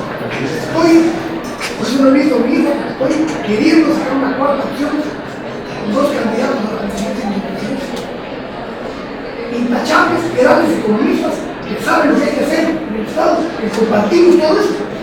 Y ellos me aceptan, estoy anunciando en una semana, 10 días, hacer un nuevo binomio serio para el país. Pero la mayoría de diputados que vimos son gente que acaba de salir de la universidad. De la contigo, de las escamas, profesores, gente que no participó en política. Por ejemplo, te puedo contar una anécdota maravillosa. Yo fui a hacer análisis médico, a multimédica. El director administrativo del hospital se llama Otto Herrera. Cuando me acompañó a hacerme todas las semanas, me trajo una caja. Yo la había juntado. Era la comida de la casa.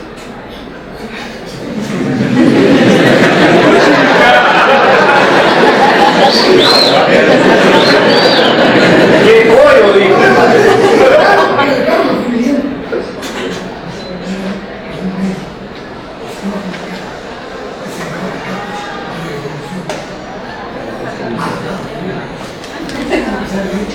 El tipo es un médico de la guerra, médico militar, y me pone en la carta que él veía los corredores en las escuelas y los hospitales de hileras de muertos de guerrilleros e hileras de soldados, y me pone en la carta misma. Y licenciado Portillo me dijo, no vi diferencia en los labios, no vi diferencia en la nariz, no vi diferencia en el pelo, ni en los ojos, ni en el cuerpo, ni en el hermanos matamos entre ellos. Yo viví la guerra. Y hoy, que se firmó la paz, lamentablemente, seguimos con la misma desigualdad y matamos entre ellos. Mira la matazón diaria. Hay más muertos ahorita que con la guerra. Tómenme en cuenta. Estamos inmediatamente en el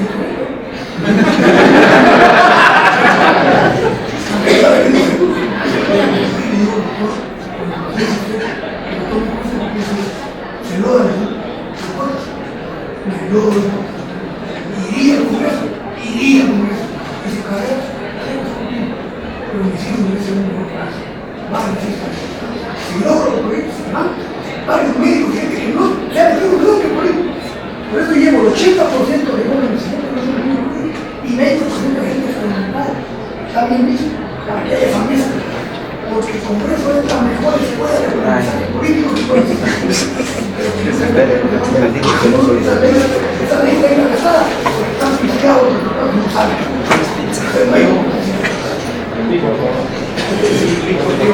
Gracias por compartir su tiempo acá con nosotros. Ustedes saben, el principal socio comercial de Guatemala es Estados Unidos. ¿Cómo nos afecta lo que usted nos indicaba del crecimiento de la deuda en ese país, así como el crecimiento de las economías emergentes que le venden parte de su producción a ellos? Buena pregunta, gracias. Primero, en la medida que Estados Unidos se endeude más, los que van a pagar el pago son los que le debemos a Estados Unidos. Porque si Estados Unidos debe por un lado, él tiene que hacerse con lo que le deben a él. Entonces, por eso nos dan el BID, el Banco Mundial, el Fondo Monetario. Los países siguen endeudando porque crece la deuda externa hacia Estados Unidos y crece el pago de tasas de interés. Es una desgracia para nosotros. En la medida que Estados Unidos empieza a disminuir su deuda, vamos a tener más beneficios. Porque también va a descansar el peso de la deuda que nosotros tenemos. Y lo segundo es que lo más grave, la producción ya no está supeditada a satisfacer las necesidades internas de los países, sino a venderle a los países para obtener divisas. O sea, la producción está supeditada a la venta. Hoy tenemos una producción que no está pensando en el mercado interno, sino en el mercado externo. Y si no, vean los sabemos. Aquí nos venden el precio del azúcar, aquí está más alto que en Nueva York. No es posible con el ingreso que tenemos. Pero el mercado mundial no puede vender el precio que quieran, porque hay competencia y hay un mercado internacional y hay un precio que y sí tiene que sobrevivir el precio que quiera. Pero aquí hacen lo que quieren con nosotros, porque no hay otro indigente a superar, están organizados. Nosotros no hay que superar. El precio lo ponen ellos distribuyen el producto de todo. Nuestra producción no está limitada al mercado interno, es limitada al mercado externo. Eso es gravísimo. Todo lo que le está pasando a Estados Unidos repercute, por eso te dicen que porque Estados Unidos estornuda, al mundo le da ritmo. Por favor. Buenos días. Pues mi pregunta va un poquito orientada a lo que usted acaba de mencionar, la primera pregunta que respondió. Basado un poco en las experiencias que usted ha tenido y basado un poco en el periodo que usted pasó en Estados Unidos, privado de libertad, me surge la duda. Pensé yo que empezar a regresar al país iba a venir como un poquito más escondido, un poquito más, no sé, apartado de esos temas. Sin embargo, veo una exposición pública bastante... una exposición pública, ¿verdad? Entonces mi pregunta es, de acuerdo a su experiencia, ¿qué puede ofrecer usted de nuevo? ¿Qué puede usted ofrecer que no haya aprendido o que haya aprendido? Primero, no cometer los errores colectivos. Tengo clarísimo todos los errores colectivos. Por ejemplo, el haber recibido una serie de situaciones a mi persona. El haber enfrentado con el sector privado. El haber confiado en ministros que hicieron negocios en las espaldas. El no haber implementado políticas con la confrontación, el no haber hecho políticas que hubieran podido salir, que hubieran tenido capacidad de negociar con el sector privado. Pero sobre todo, no volver a conocer con un eso es, porque eso lo viví. Yo soy, y no, ojalá que hubieran más políticos que pudieran decir como yo. Yo soy como aquel que fue alcohólico y puede hablar del alcoholismo porque lo vivió. ¿Quién puede hablar de la enfermedad más que la enfermedad? Todo el medio. La parte del medio, solo el medio. Entonces, reconocer que estamos enfermos como sociedad, todos. Que todos estamos pensando solo en nuestro propio interés y no en el interés del país. Y voy a proponer, si me logro hablar de que el miércoles, porque es la fecha límite de ley, y tenemos plazo para discutir hasta el 6 de julio, si yo no tengo una propuesta que represente al país, en la que yo no quiero ir a cantidad, pero me dicen a mí que vos tenés que encabezar el Estado Unidos, si hay necesidad de tener cabeza el Estado Unidos, me meto a la empresa y sacar de esa ley, y un montón de leyes, el código fiscal, el código tributario, un montón de cosas que se cambiando la reforma. Puedo aportar porque me equivoqué, porque una cosa, compañero, y esto no se me olvida nunca en la vida, uno no aprende del éxito. El éxito de soberbece a uno, se pone creído y prepotente y pierde piso. Solo se aprende del dolor, del fracaso y del sufrimiento. Y yo aprendí de mi fracaso. Y eso es lo que le puedo tratar a mi casa. Pagarle los errores con mi servicio. licenciado, respecto a la política económica y fiscal, se mencionaba algunos cambios que usted tenga de una visión en este tipo de políticas para que el país salga adelante. Hoy por hoy, la política fiscal está demasiado débil. Con el decreto 10 de 2012, yo lo veo exageradamente para acá. ¿Qué opina de algún cambio en la política fiscal o financiera? De la política fiscal depende toda la política fiscal. La política agrícola no se puede hacer sin piso. Y el piso depende de la política fiscal. En educación no se puede, no hemos cumplido con el compromiso firmado por todos los demás del 100% constitucional para la educación. ¿Por qué? Por la debilidad fiscal.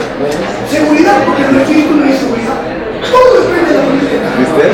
Pero la política fiscal es la política que más conflicto crea. Política, más confrontación. Entonces lo que yo propongo es, no metemos más tasas, no metemos el IVA, no metemos el impuesto de la renta, pero quitemos exoneraciones, quitemos exenciones, quitemos privilegios. Porque cuando hay un privilegio, cuando hay una exención o una exoneración, una solución, por ahí se mete todo el mundo. Miren lo que les acabo de contar. Solo están esperando que se apruebe la ley de inversión y empleo, porque él no va a dar impuestos. Entonces todas las empresas van a meter esos pollos buscados de momento. Todo el mundo quiere tener beneficios. Quitemos las exoneraciones, quitemos la función al presidente, está perdonando multas. Pero ya solo el primer año perdonó multas por 5.000 millones de quetzales. ¿A quién? A los cuatro.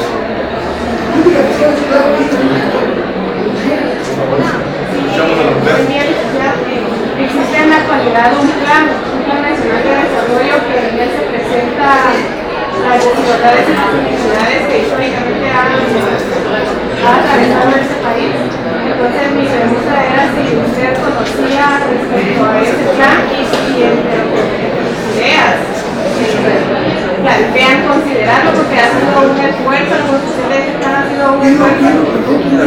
Pues iba a decir, ese ha sido un esfuerzo conjuntamente entre instituciones del Estado y organizaciones de sociedad civil, y el proceso de elaboración de ese plan fue un proceso consultivo en donde se tomaron en cuenta todos los sectores, campesinos, niños, adolescentes, operativas.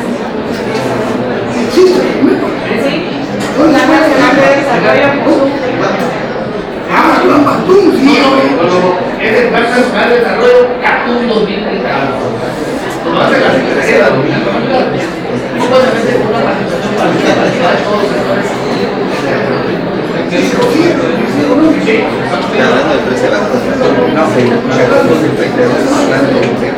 Todos los aportes son importantes. Nadie tiene ni la mitad con un participación. El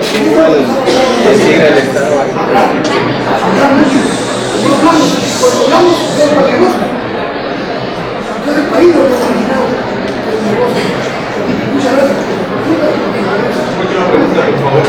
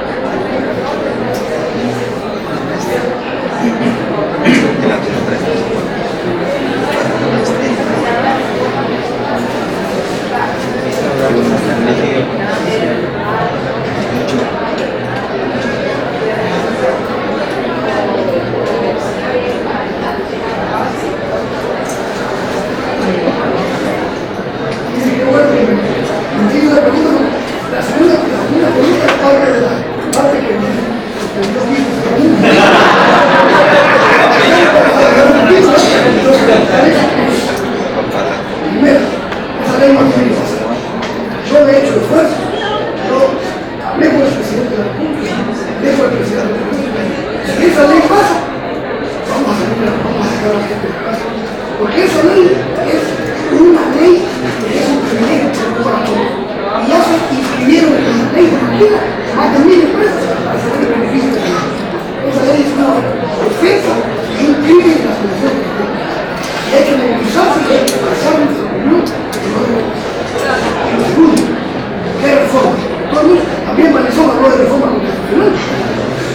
¿para qué quiere la reforma constitucional? Para quedarse 20 años en el poder.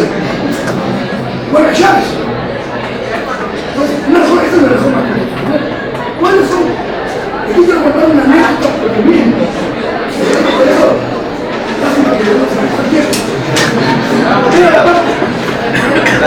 En España, oigan eso, negro. En España, cuando se muere Franco, se reúnen los partidos políticos y hacen un acuerdo, se llama el acuerdo de la Moncloa, para la transición democrática en España. Se empezaron a reunir el 8 de octubre de 1977. ¿Cuándo creen ustedes que llegaron al acuerdo? Eso hubiera sido ideal. Pero hay quienes dicen 1 año, 2 años. El 28 de octubre del 77 llegó el acuerdo entre todos los partidos irreconciliables, enemigos históricos, firmados por España la transición democrática. Entonces yo le pregunté a un político español, político de España, ¿cómo es posible? No sabemos cómo son los políticos, y hablamos, ¿cómo es posible que ustedes en 20 días llegaron muy fuerte? Y la respuesta es maravillosa.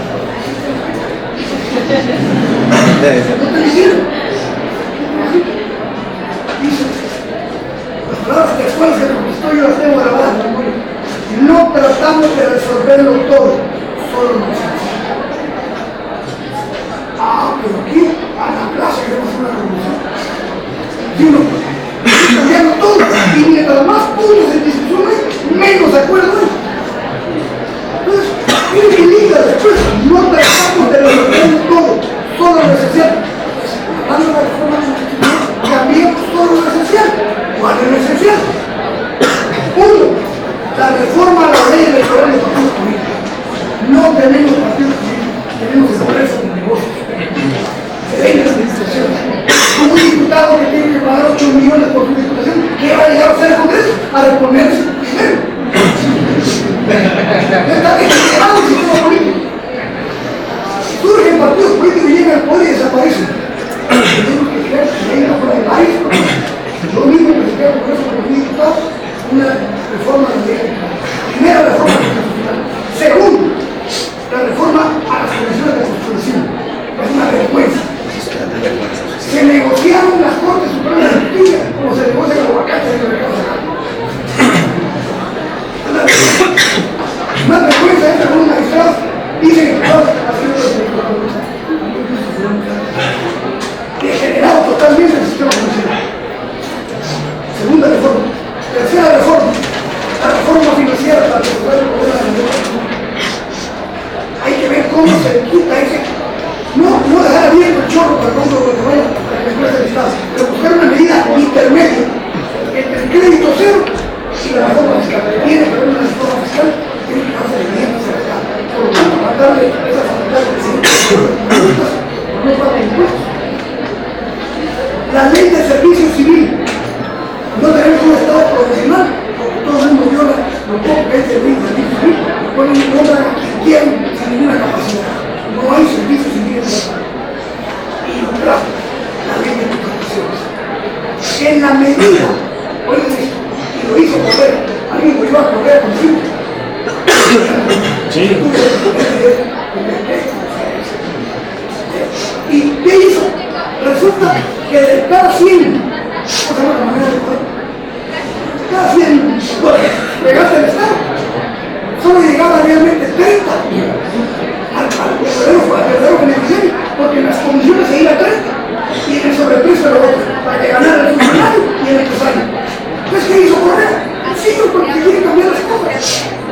Hay que acabar la corrupción y la normalización, pero no toca la ley de contrataciones, que la clara en que cuando hace un convenio el proveedor del Estado con el funcionario, se firman y se van a comer juntos en la noche. Entonces, ¿quién es el que sale jodido? La población. No se debe conocer el funcionario público como el proveedor del Estado o el contratista del Estado. ¿Qué hizo Correa? Por internet, subasta pública, el ofrece el mejor precio y mejor calidad. No se conocen. Pero no lo hacemos. Cuesta eso. Costar. Más que la ley de contrataciones es el instrumento que permite generar las negociaciones. El famoso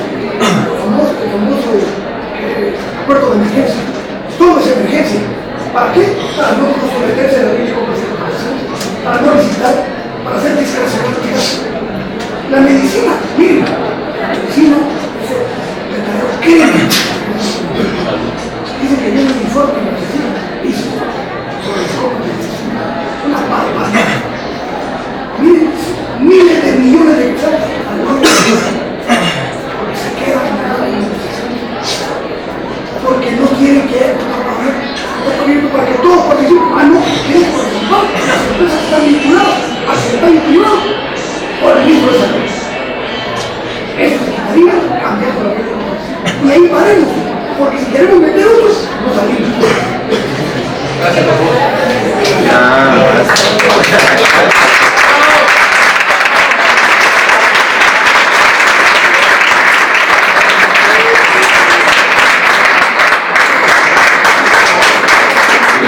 Como último punto,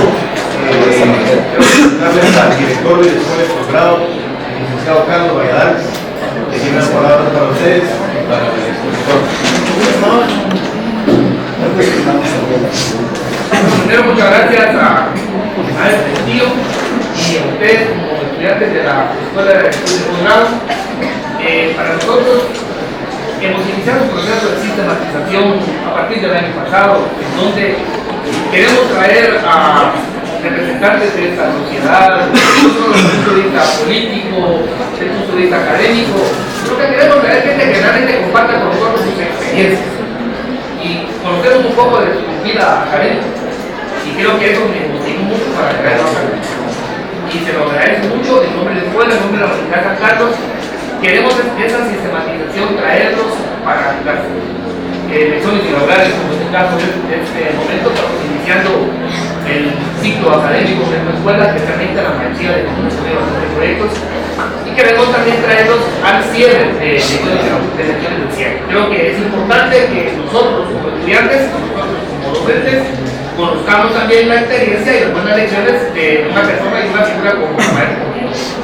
Entonces, muchas gracias por compartir con nosotros, esperamos no sea la primera vez y las puertas de la escuela están abiertas. Muchas gracias.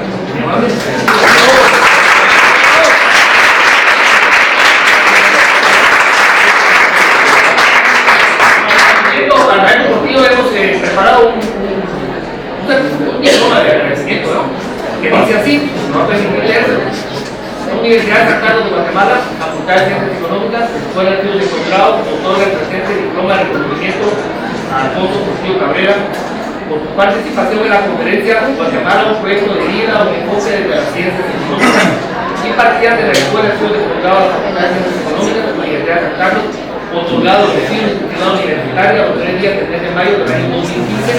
Aparecen las firmas de José Ramón y del servidor Carlos Vega. Muchas gracias.